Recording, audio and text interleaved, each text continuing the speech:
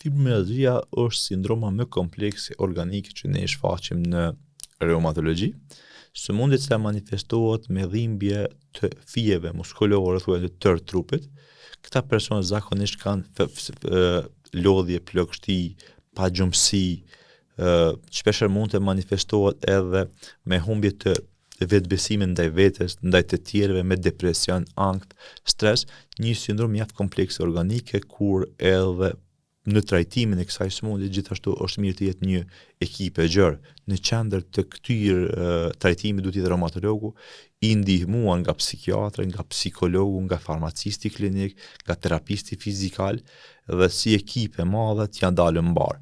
Fatkeqësisht në vendin tonë nuk ka shoqata të fibromialgjive, kur jashtë janë shumë aktive në kuptim të aktivitetet të ndryshme, noti, hikingi, ecjet e ndryshme, të gjitha aktivitetet që cak e kanë psikoterapinë. Se nëse ne kemi bërë një trajtim psikoterapeutik, gjasat që këta pacient të kalojnë këtë formë të fibromialgjie në formë të heshtur janë jashtëzakonisht të mëdha.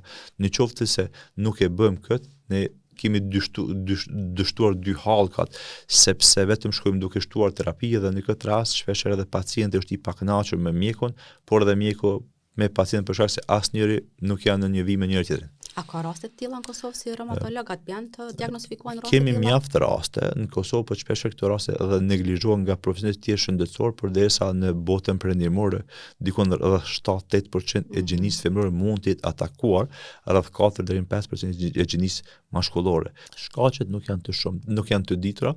Gjithashtu në këtë pjesë dinë me qenë keq trajtimet familjare, bulizime në të kaluamën, jeta e rëndë apo stili i rënd i jetesës, por gjithashtu disa persona janë edhe emocionalisht më të ndihshëm dhe këta persona që janë më të ndihshëm dinë të jenë më të mund, kandidat më të mundshëm të qenë për fibromialgji.